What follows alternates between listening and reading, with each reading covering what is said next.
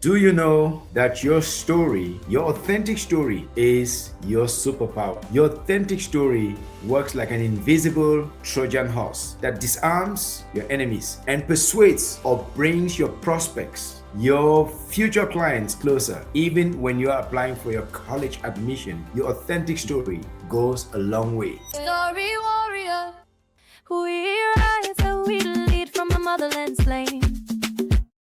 Stories of power, remember the name.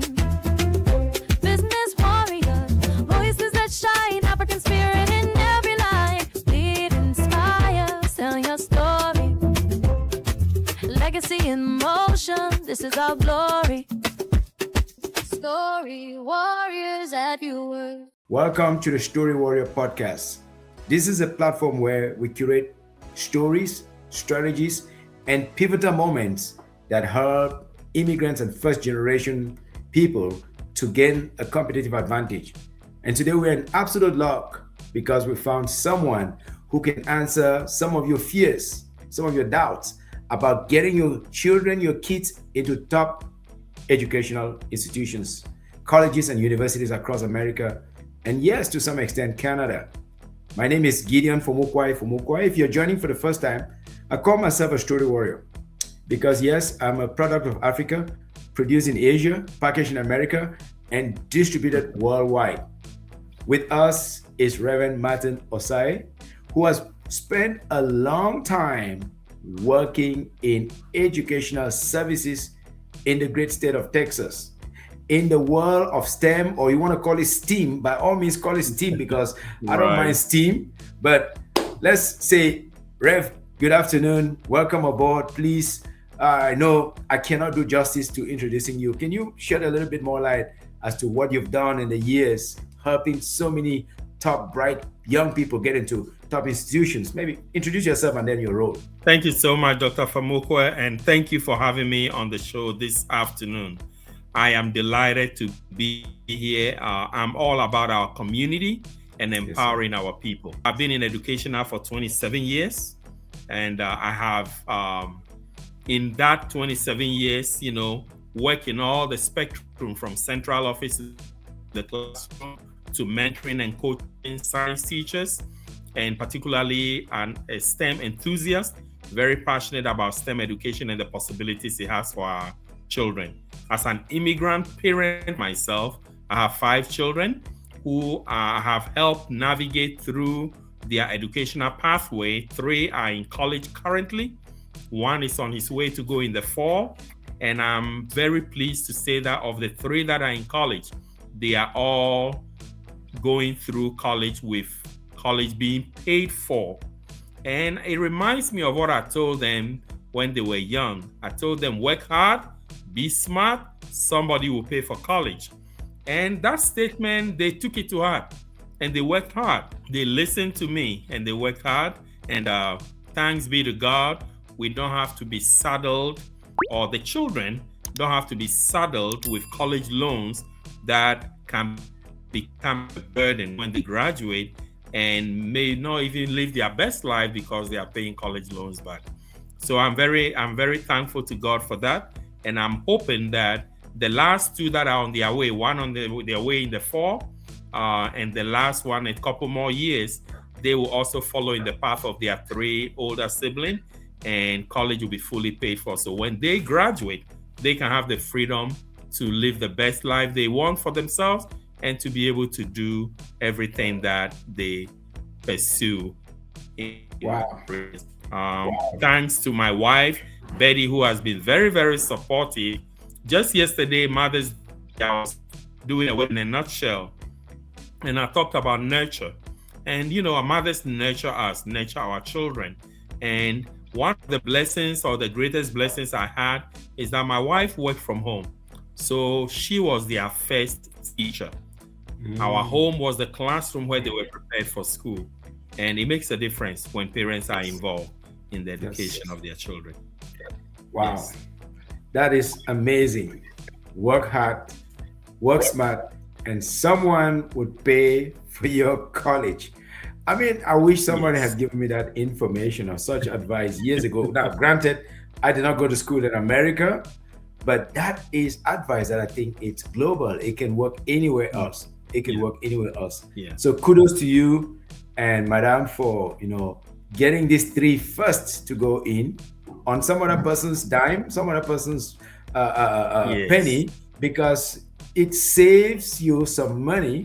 It saves you some resources that you can now divert investing into other areas. But let's step back a little bit and ask ourselves, what are some of the common mistakes, some of the common errors that you see immigrant parents, African parents in particular, make as far as it comes to preparing their children for higher education, especially in the area of applying for special grants and scholarships? What are some of the common mistakes? I think to start off, it is just, not knowing the right questions to ask and where to look for information. In the high school, where really preparation must begin, but it can begin sooner, by the time they are in their freshman and sophomore years, they need to start looking at possibilities, where they want to go to college. It's not, will you go to college? It is, where are you going to college?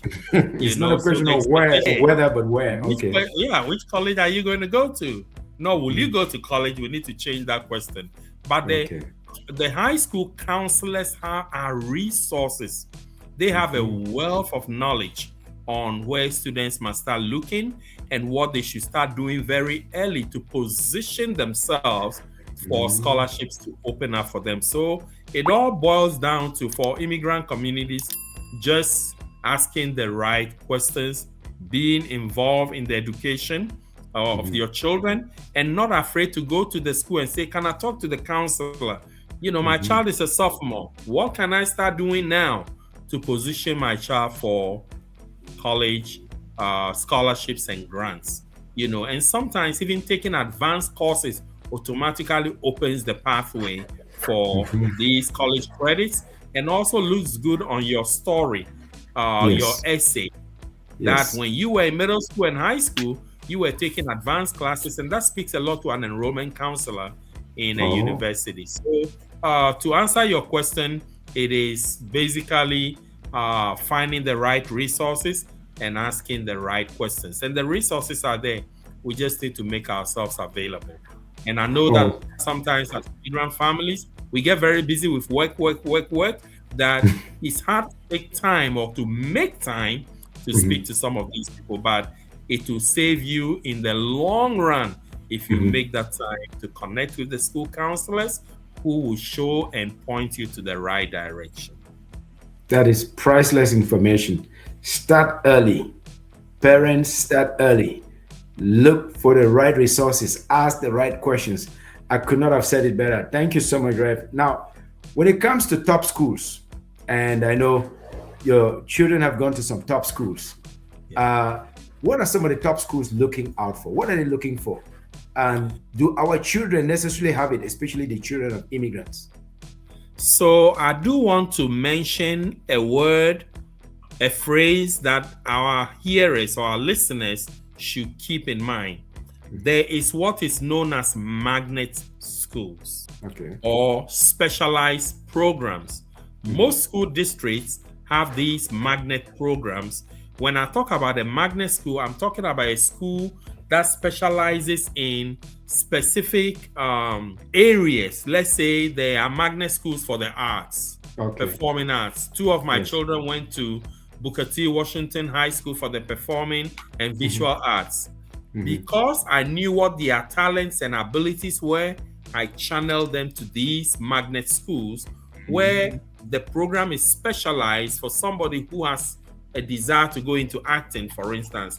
My daughter is now at the Music Conservatory in Ohio, Oberlin Music Conservatory. And right from the beginning, we knew she loved music, she loved to sing. So we enrolled her every summer in the Black Academy of Arts and Letters, which is a summer arts program. She started singing, getting on stage, built her confidence. Then we sent her to Booker T. Washington High School for the visual and performing arts. So channeling them through a magnet school. Then there are STEAM academies or STEM academies when they want to go into engineering or medicine and so on. You channel them through that. My our last born wants to become an attorney, so we navigated him to a high school that has a law magnet. Yes. So that word magnet school means they have a specialization Mhm. they focus on, and once Yes. you know your child's interest, you send them to that magnet school. And so based on the child's interest, you match them with the right schools. Now, granting, I want to say that sometimes we think the public school don't have anything good to offer, but believe it or not, there are a lot of public schools that have some specialized programs that you will not find in a private school. And there Oh. is more funding for these programs within the magnet schools that are public schools. So Okay. again, public schools can have some of the best schools. You just need to match your child's interest with the school that will prepare them for what they want to do. Oh, that is some amazing insights that I just can see how juicy they are for parents that are looking. Just the fact that you've mentioned that there are public schools that could be magnet schools and there are private schools. I would even imagine that not all parents know about that. So that's some juicy information. So for those who are viewing this for the first time, please make sure you subscribe to this channel, to this platform, because we are excited about bringing quality professionals, well-informed thought leaders to share these strategies and pivotal moments so that you can use this with your children. You can use this to move your career forward without ever having to doubt what is happening. Those who are listening, they have subscribed, they're taking advantage of this knowledge that you're giving. You have worked in STEM for a long time, and STEM has to do with technology. Hey, is your story working for you, or it's just sitting there and gathering a lot of dust? Do you know your story is a powerful, invisible asset? Your story is your superpower, provided you know how to tell it. Give me 15 minutes. I will audit your story and make it unforgettable. It will generate buzz, it will generate engagement, and above all, it will create business for you. Give me 15 minutes. I can coach you on how to tell your story in the most captivating way possible. My name is Gideon Fumukwai,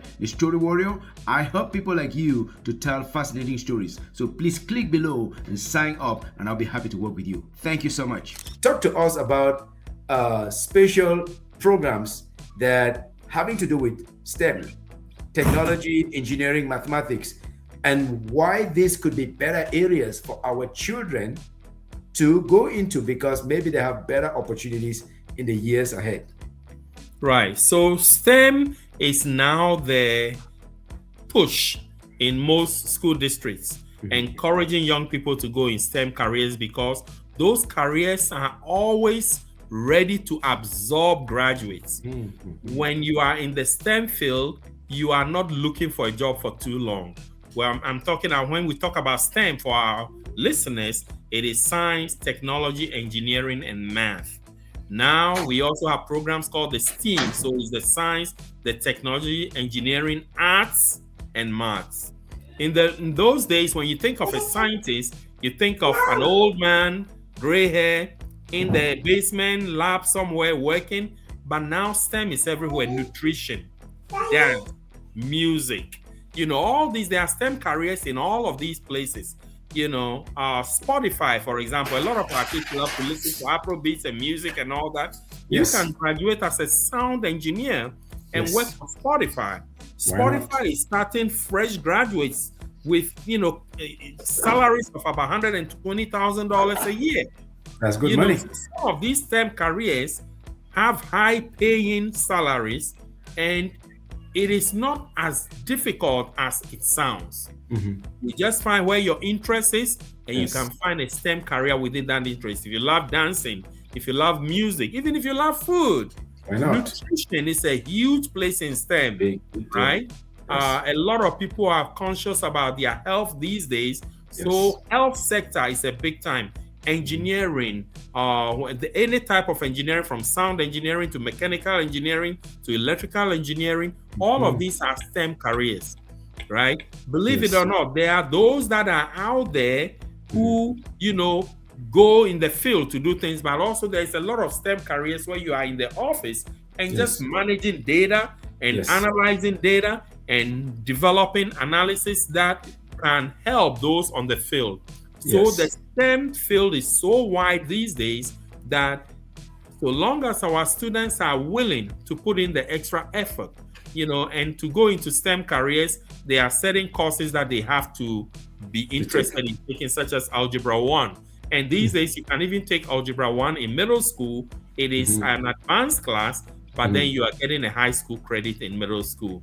You can take physics in middle school, and even though you took it in middle school, it is a high school credit. So you don't have to take it when you get to high school. Exactly. So just being able to guide and navigate our children to the courses that allow them to position themselves for STEM jobs. Yes. Biology, chemistry, physics, Algebra 1, Algebra 2, geometry. All of these courses prepare them because they are critical thinking courses. They are courses that places a cognitive demand on them. And if these courses are taken early, it positions them, frees time and space on their degree plans because they've already taken some of these college credit courses in middle and high school. Okay, that's really interesting because I heard biology, chemistry. I did well in most of those.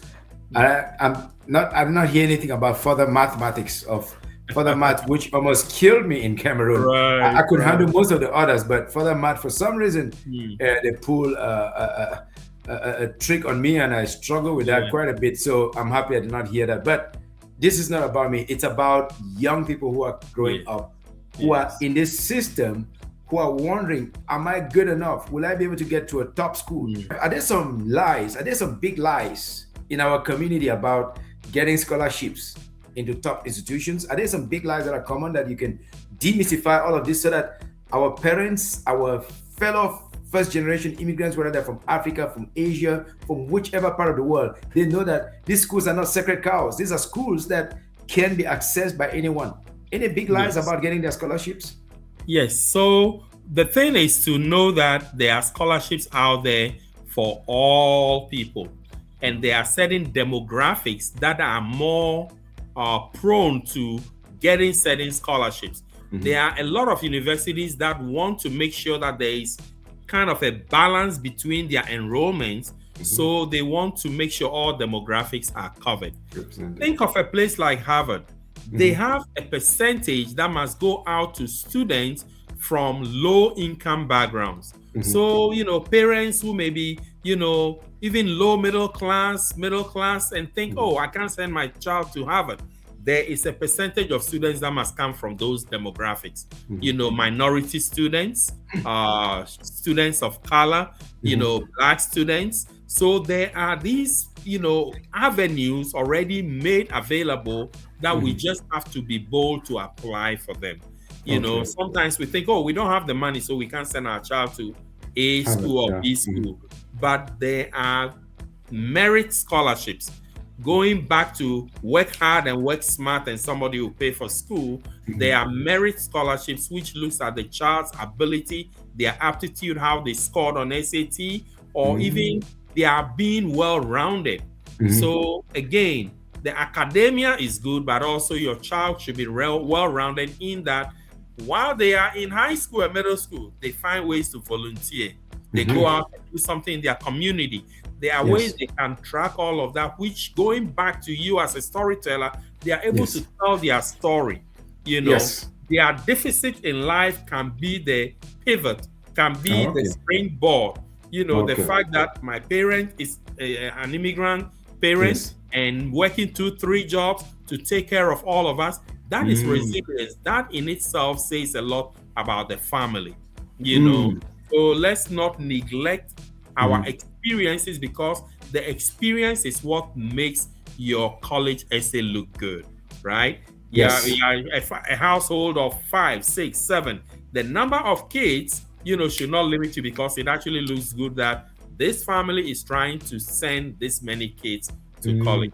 The FAFSA is where a lot of times we struggle. We don't know what to do. I recently finished the certification course on the FAFSA, and my goal is to start helping families in our community and navigate them through that process, do FAFSA workshops for families to come and let's walk through how you correctly fill the FAFSA form. When you fill it incorrectly, they will not come back and tell you made a mistake. Your child just doesn't get the money.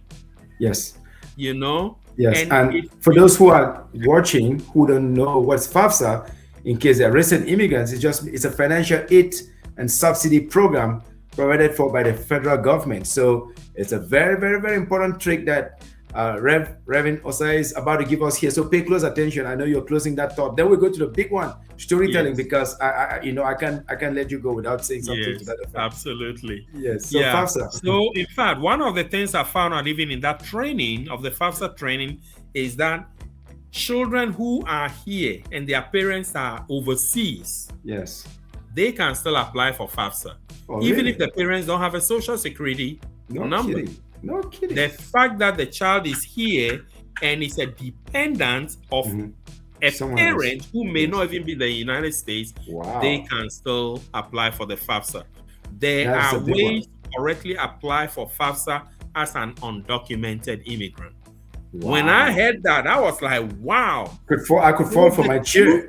So we have been deceived. We think we shoot ourselves in the foot, like, oh, I don't have document, I can't apply for this, I can't do this. Then our kids struggle. But there are ways and proper ways to apply for it, so that even though you may not be permanently resident here, the fact that the child went through high school here, there is a way that that child can apply for FAFSA, even if the parents are in Africa or Asia or wherever. They are still a dependent of their parents. And the fact that they are dependent of a parent or parents, they qualify to get financial aid. That is a big one. That's a big one. I don't know where the Vuvuzela is going, but that would have been a perfect Vuvuzela moment to blow it and blast it off. And I have this other one from Cameroon here. All right. It's just the audience know that this is a very important point you just made about FAFSA. It's accessible to students who may not even be in good legal standing or whose parents are overseas. That's a big one. I didn't even know that when I went to graduate school.